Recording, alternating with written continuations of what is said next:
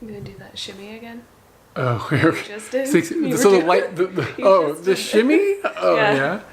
Well, my shirt was all like that, and it felt weird, so I shimmied it out. But it does look really a little bit like. It's interesting to me how natural that movement is for you, because it's, well, I'm spend some time on stage, baby. It's weird in the sense that it's kind of like an animalistic behavior, like a dog shakes to get water off and stuff like that. That is your dog shake. Do I do it a lot? No, you don't, but it looks so natural, like you don't even think about it. Like if I do a shimmy like that, I'm sitting here consciously thinking about it, but the way you did it, for some reason, it just looks like you don't, like, it just happens. I just, I know how to keep my bangers in check. This is going to be the discussion video for the second half of the Nagasaki road trip.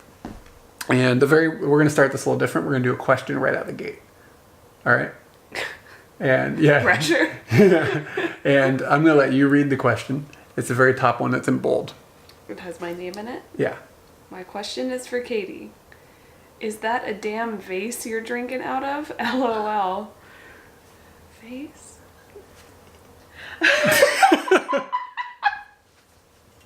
Boom. It's a blue today. No, this is actually like a drinking pitcher. It comes with a little top that goes on it that you can move the lid back and forth to make it pourable or not. Is it intended to just like chunk out of that? Or? No, it's intended to put the cap on and you put it in your fridge, and this amount of liquid is supposed to be several cupfuls that you'll enjoy over time, and I'm just like, I'm down in that shit. It smells like, I told you, it smells like gonzo. I don't even know what that means, like a sweaty Muppet? And it's like hand sweat. Yeah. Really. I got you. So that's always a challenge, and I got you with water in your mouth. That was pretty good. I don't know if I call that water. Or gonzo jizz. Okay, I'm gonna stop now. I'm gonna shimmy the girls again. We almost got me. Is that what we're doing in this video? I will refrain from drinking because I can't hold my shit like you can. It's gonna be blue everywhere. This video started with the second half of one of the days that we were driving around in Nagasaki, and it started where we were still kind of in the northern area, and then we ended up working our way down to Hirado, and then we had lunch, and then we went all the way down to... Yeah, we crossed like the entire Ken in one evening. And we went down to Unzen Hell, and when we arrived it was nighttime, and it was when all the steam and stuff was coming up, and it was really cool. Well, I have a feeling that's all the time. Yeah, but it was especially cool. I think it was really cool to arrive there at nighttime. And it just comes, it's mysterious and like kind of spooky and stuff. And, I'm really glad that's when we hit that. And then in the morning we got to get up and explore it and, People may not know this, but we were sitting there trying to find our hotel, and may have put this in the video. Like, we were looking for our hotel, and then we just saw the steam, and we just said, fuck it, I don't care where the hotel is. Even if we arrive late, whatever that is needs to be explored right now. Another behind the scenes thing would be, apparently Eric thought I was very pretty that day, and also Unzen Hell is amazing, and his background right now is, I don't know if it's a screen grab or a photo. I guess the thumbnail of that video. For that video is Eric's background right now. You're looking good. It's really flattering. Never had somebody, well, you probably have in the past, but like my picture's up there. Feeling famous? No, feeling appreciated for my prettiness. Oh, you big dog over there, aren't you? Look at me, supermodel, getting to do a shimmy. How many shimmies do you think that's been? It's like at least 10. Quite a few. I'm trying to think of anything else that may have happened. We didn't even video the place that we stayed. It was like a little dorm. God, I fucking hated that place. Yeah, it wasn't dirty or anything. It was actually really clean. Let's get behind the scenes on that. It was really clean. You didn't even. This is going to be behind the scenes that you didn't even see of the scenes. Yeah, we were the only guests there, but there was like the room we were in had 6 or 8 beds or something. More context needs to be put in this. So Unzen Hell's kind of in a little like a mountain, not mountainous, but it was chilly. It's mountainous, yeah. It was cold there. It snows there sometimes, which is strange because of how south Kyushu is in Japan. So we went to the hotel, and they have like a little eatery downstairs, kind of like a restaurant, and we checked in with this guy, and I wouldn't call this a hotel. It's more like a guest house. it is. It's more like a capsule hotel with a guest house feel. But in a mountain, well, not a guest house, but it felt like a ski lodge kind of. A little bit. There was no skiing, but it had this vibe like that. So like we go in there, and the guy checks us in, and we pay all the bills and stuff, and he gives me this 5-page. No, it was even more than that. Like 7 pages of survey. Yeah, questionnaire. And the survey's about like, how did you like this and how did you like that? We're staying there for one night. And we're checking out in the morning. Like, I don't plan on really being here long enough to do a 7-page survey. And like before I went downstairs while Eric was taking a shower.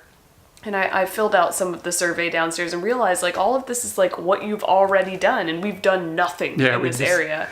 So I got kind of frustrated about that. And as I was going upstairs to my room, this other lady that I thought was staying in the same hotel, just on a different floor, she came up to me and she just starts talking to me in Japanese about the survey. And I didn't know the word for survey. Now I know the word for survey. And she broke into English and started asking me about it. And I'm standing there with the survey in my hand, like, I just got this like 20 minutes ago. Like, it's 7 pages. Calm down, everyone. This survey will get done. So it was time to sleep because I think we got there at 10. We need to take showers. We want to get up early and go and do all the stuff that we can do in this area because we have the car for a limited time. And we have a project of the homework that they've given us. Fucking survey. I was kind of pissed about this. And I like surveys. But if you're giving me a survey that is about the future. Yeah, and it was asking, like, how did you feel about going and walking around in Zenhell? And what about the food in the town? And blah, blah, blah. And it's like, we just got here. How can we answer these questions? Yeah. So they seemed kind of pushy about it. Yeah. Like, it was more important than it should have been. It wasn't like, if you have time, it was like, make sure you do this. The survey was more important than our experience. It was weird. Them getting the feedback from the survey, which is counterproductive, was the only thing that mattered. Like, and what ended up being the worst thing that I noted on the survey was that hotel. And then so upstairs we were on the 2nd floor. They had kind of like a capsule hotel-esque bunk beds that like you get in at the foot of the bed and you lay down flat. It was long enough for you, which I found was kind of surprising. Yeah. But the room was not warmed up at all. It was quite cold. Yeah. And he knew that we were going to be there. Yeah. He knew we were coming within an hour. Somebody heat up the room, people. Yeah, I mean, it was like you could see your breath. You could see your breath. Yeah. So when we got there, he turned on the heat in the room. Eventually it warmed up to be okay. We basically just sat in front of the heater for a very, very long time. And sleeping, since you're next to Unzen Hell, it smells like methane. Which is that's normal, but I found it a little hard to sleep because I kept wondering if I was going to die. I guess I should have at least told myself that the guy that's sleeping in the room with us that works there, he's still alive. It'll be okay. I didn't realize you had a hard time sleeping that night. Yeah, that night was the place difficult. Was clean and stuff. It was. I remember feeling like it was really overpriced. Like it was like 2,500 yen a person or something. So it was like $50. And they made you do your own, like you had to do your own bed, which was difficult because... I can tell you exactly how much it is, and I want to know. The bedding was... You didn't have access to the side of the bed. You only had access to the foot of the bed. So you could get to the narrow part, but you couldn't get all the way to the head because that was like in the tube that you had to climb into. And putting the bedding onto the stuff, because... And then it's not very tall either. It's like, it was just a nightmare. No laughter, please. You were ready for it. Yeah, I told myself so. It wasn't the greatest place. No, and it was clean though. And there, I'm actually doing all of our like tax stuff, and I can see that hotel was exactly $50, and it's a capsule hotel, and they charged us for the towels. Yeah, they charged us for the towels too. That bothers the crap out of me because your stay should include all the things that you need to stay. You know what I find weird? I'm not saying like toiletries. I'm not saying like you need to have shampoo and stuff like that. But they do. I can bring that. That's not a problem. That's what's weird to me. But you know what I don't want to deal with? a wet fucking towel. And what you're asking me is to bring a towel with me and carry around a wet fucking towel for weeks. Yeah. You're out of your mind. Yeah. It is weird though, because they do give you shampoo and conditioner and body soap, but they don't, the towels are, they want to squeeze another, I don't know, 200 yen or whatever it was out of us per towel. Whatever. I felt like the place was just overpriced. If I'm going to pay like $50, somebody should put the sheets on the bed. And it wasn't like, I understand in an ryokan and like the futon is out and you have to make the bedding and stuff. That's fine. It's not difficult. That is not fine, because you will go, why the fuck am I doing this? It's not as bad though. It was just very obnoxious to have to climb in there. And part of it is that huge, and part of it is it was just annoying. But let's anyway, get back to this survey. Because that survey did get finished. We went and we did everything that we were going to do in the Unzen area, like even outside of Unzen, going to Shimabara and things like that. And I ended up mailing the survey from our apartment. In Tokyo, yeah, like a month later. Like last month. Seriously, really? like So it was last a couple month. months It later. was a couple months out, and it was just because I actually You told the people you would send it. Or you told them you would do it. And if I tell you that I'm going to do something, I'm going to give you a 95% rating that I might do it. What else have you got on your list? Katie took notes when we flipped through the video here. I take notes now. Got the background. How tired were you of hearing me talk about that crab island? When we were standing in a beautiful watching the sunset and sunset. all of those islands, there was this one island that was shaped like a crab. It's so cute. Yeah, and it got old. Crab island. It got old, but now I'm happy about it. Yeah, but I knew, like, even while I was doing it, even though I was still giggling, I was like, nobody's appreciating this as much as me. So you probably fed up with hearing about the crab island. It's a damn good thing we didn't stay in that area. We would have been on that island. You rent a boat? Yeah. It'd be a hell of a swim. Kayak out there, high five that crab, try not to die. It was a really cool view though. Mm-hmm. It's really iconic. I've seen people take pictures of that quite a lot. Like it's something that I had seen before we had gone. So it's where we watched the sunset and looked over the water and stuff. It was cool too watching people come through on boats, like fishermen and stuff are coming back. And seeing the pirate boat go out. Yeah, that was cool. That was very cool. And the koi street was surprising. Yeah, what was the name of that town? You said Shimabara or something? Shimabara, I guess it was. Where the koi fish were like swimming just along the canal, like yeah, really cool. Like just surreal almost. Like, it felt kind of like you were in an anime or something. Yeah, like somebody dreamed this up. Yes. And this was just like part of it. Like, oh, it'd be really cool if that happened, and it was really happening. Yeah. Yeah, that was really cool. I bet you it appears in some anime. Somebody has. Yeah. Somebody's been like, wow, that's really cool. I'm gonna put that in my artwork. Something. Yeah. It was really neat. You often see temples or something or shrines and stuff, and they'll have like a Japanese garden and there'll be some fish in it or whatever. But to see them just like in the canal, like the drainage ditch, it's essentially what it was, is really not normal. And that was really cool. Yeah. Did you have anything else on your notes? No. I really felt like the video expressed a lot of what was going on around us. I didn't feel like there was any information that I had, like, something you might not have seen, something we might not have explained. When we do discussion videos about a video that has an end discussion built into it, I have a hard time not just repeating everything. That knocked off one of my things. I just went over there and was like, I'm not going to talk about that. Yeah. So, like, I don't want to just be like, oh, well, what did you think about the Nagasaki road trip? Because we talked about that all straight up in the actual video. Just put that snippet here. Yeah. But you had mentioned that your favorite thing was those hills. Mm-hmm. I'm trying to think of what my favorite. That's the thing I said I wasn't going to talk about. Yeah, I'm not sure if I said this in the end, but my favorite thing was the rainy day. Yes, yeah. We've talked several times about this trip, and that is totally what sticks with you. Just in general, the rainy day was really cool. Yeah.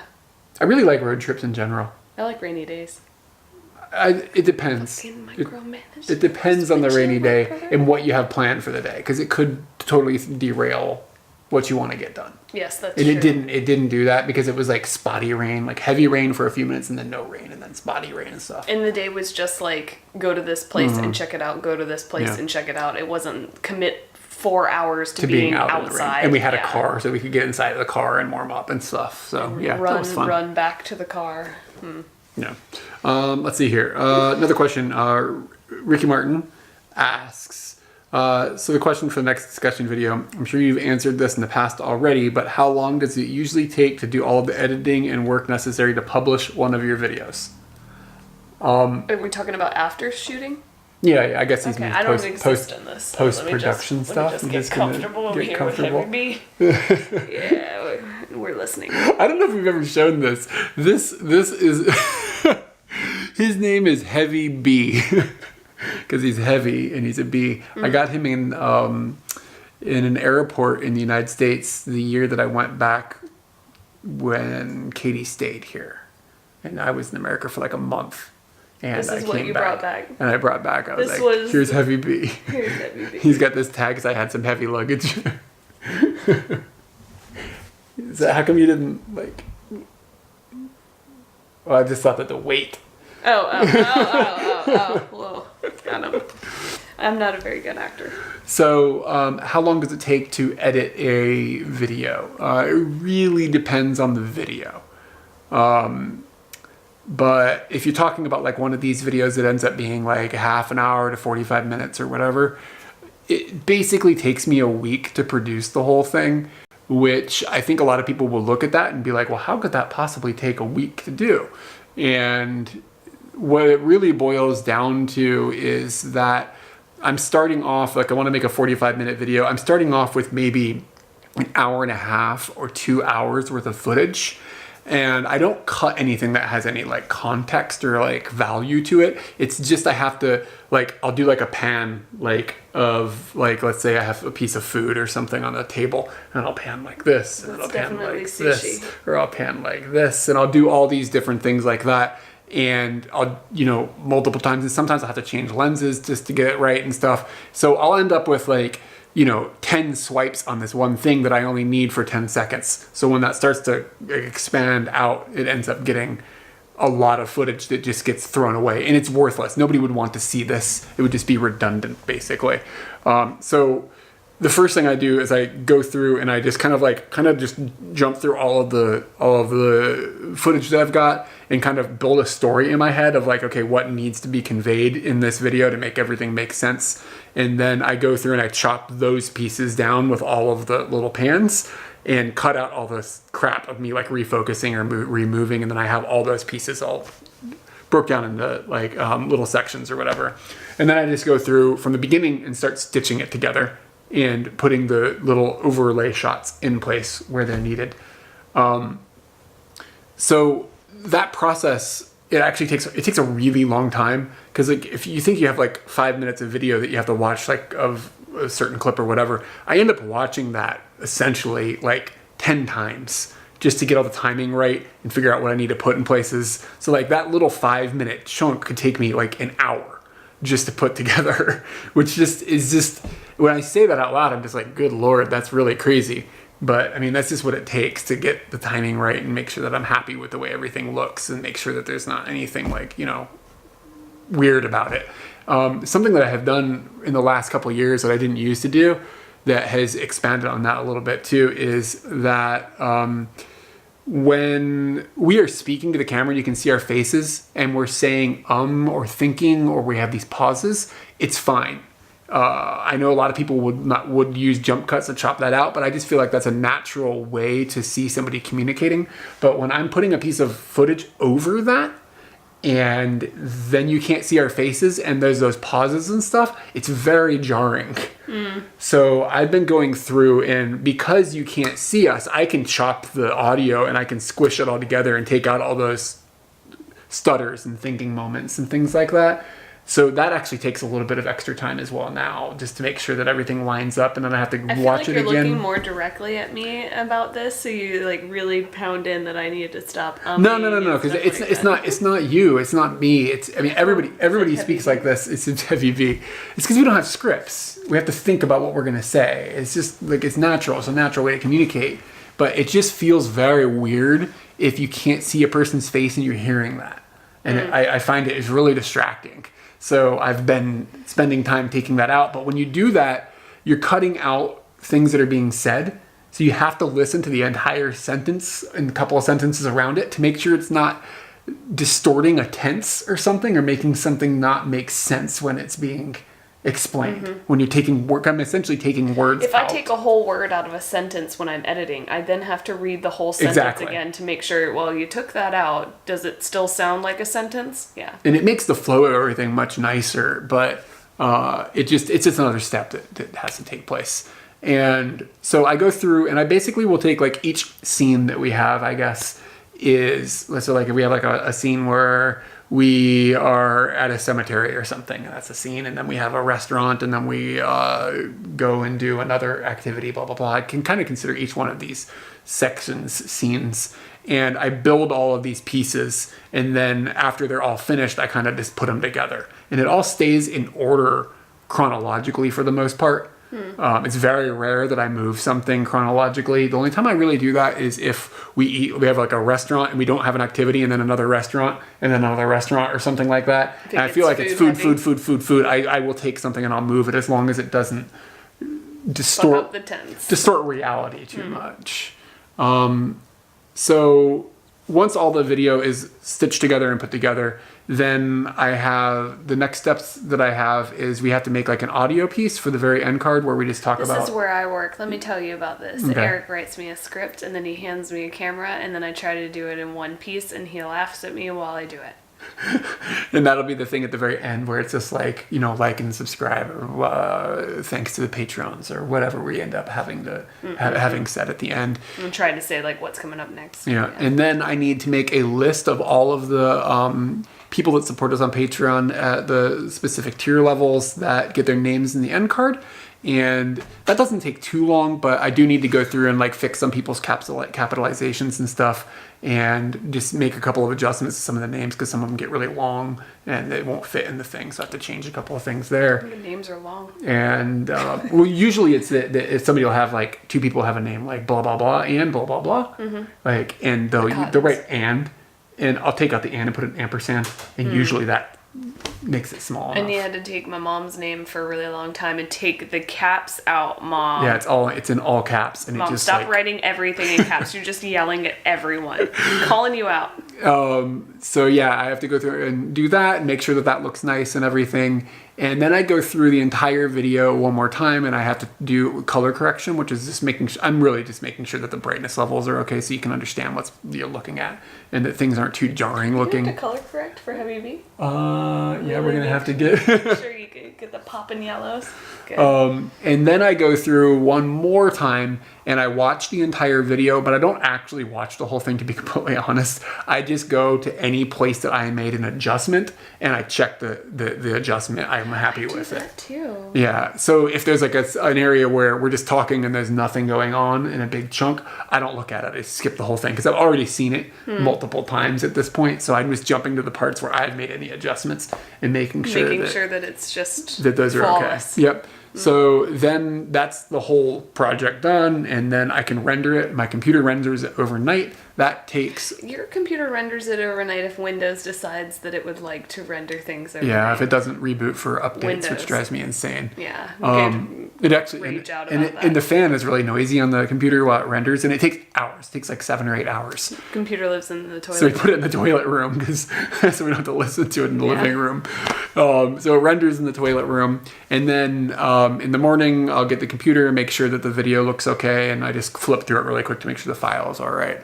And then I go and I make the web page that each one of our videos has got, and that'll have some pictures and stuff on it, and I have to make the map for it, and that probably takes an hour or two just to get that all done really nice. And I've realized not many people look at the website, and it's probably not necessary, but I'm kind of making it for me because I want to be able to go back and have this journal that's in chronological order of all the videos that we've made and stuff. It makes it easy for me to look things up, and I'm sure a few people do look at it, so it's good enough, whatever. And then I have to make a thumbnail, and that either takes 5 minutes or it takes me like an hour and a half, depending on what I'm working with. And that's just like a process of me putting the text on it, getting it cropped, and getting the lighting right, and then showing Asking Katie what she thinks. Is this and okay? Katie Is it says Katie this, and we kind of tweak it a little bit. And Katie says that, and then sometimes we just go back to square one, and sometimes we go to like 5 iterations. Yeah. So then I have the thumbnail, and I've got the video, and then I will take the video and I'll upload it. And then I have to go onto YouTube and I have to write the description, and then I have to put tags in, and then I have to set where the ads are going to be on the video, and then I have to make cards for it, like end card things, so that the things come up and makes it all clickable and stuff. And then I put these other tag things in that pop up on the side that give people links that hardly anybody uses, I can see, but I still do put it in because it really doesn't take long. And then I can post it to Patreon. That's at that stage. And so now the video is on the internet and it is accessible to Patreon. And then on Thursday, I will need to spend it probably takes me a couple of hours to get it onto Facebook and make it live and advertise it, basically. Facebook, Instagram, Twitter, and the Reddit page that I just put a link there. That's not too much work. The world. Yeah. And in that case, most of the time I like to have like a short snippet of the video as like a trailer. So I have to go back to the video file and find a section that I think would be good. And usually I don't have to edit very much of it. I just render out a little short piece. But sometimes I have to make some adjustments to make it fit into a short, like little section. That's not too big of a deal. And so then that's what I use to advertise everything on all the social media outlets. And then I post it, and then comments come in, and I have to spend time, like have to, but I mean, I spend time going through and reading comments and replying. I try to stay really active and all that stuff, so that can be quite time consuming. So when I say it takes a week to make a video that is like 45 minutes long, people are like, what on earth? Why does it take you so long? But when you start like listing it all out, it's not just the editing process that takes time. It's like all of the other stuff, all the follow-up, and like we get a lot of emails and we get a lot of comments, and like there's just a lot going on behind the scenes that just adds up. There's a lot of very small things that add up and take a lot of time. So that's basically the workflow of creating a video. I've always thought about making a video about making a video. Yeah, I think that's great. But then it would take 2 weeks. Yeah, so I don't know how I would go about making that interesting. Is it just going to be me coming up to you at the desk going, what are you doing now? Making a video of you. What are you doing now? Making a video. I'm making a video. Of you. Of you. Making a video. And the video that I'm making a video might be about you. Oh. Well played. Yeah. We like Malcolm in the Middle, if you know what that is and what just happened. We did not do it well, but that's such a good scene from that show. Do you have any questions about the process? You see me do it all the time. Yeah, I see you So do it you're all the pretty time. familiar. And keep in mind, this is all of the post-production of making the video. That means that the video has been shot. So before the video goes into this stage, she has done planning for what we're going to go and we're going to film. And we have gone and we have filmed it and we have prepared all our equipment, and then we've done all the data backups and gotten everything off the camera and made sure everything is nice. And like, there's a lot that goes into making video. Like it's no small process. No. And I don't know how more to say than it's no small thing. A video that was a little bit faster to make was the recent one that we went to the QP one with the mayonnaise cafe thing. Yeah, that took me a day. That took me nothing. That took me a day to edit that. I didn't know where we were going until we were going there, but I had QP in my heart, so it was really easy to talk about it. Oh yeah, you didn't plan anything for that or anything. You just went and shot it. You just told me that this thing is happening. Yeah. And then we went. So, but yeah, I mean, still the editing. I did the editing, the color correction, and the rendering. I mean, all that was one day because it was fairly simple. But sometimes you'll have a video that's just 10 minutes, and it's just really complex, the way that the number of overlay shots and how many cuts have to be put into it and stuff, that can extend that. I mean, it can take me longer than a day to make a 10-minute chunk of video, like for sure.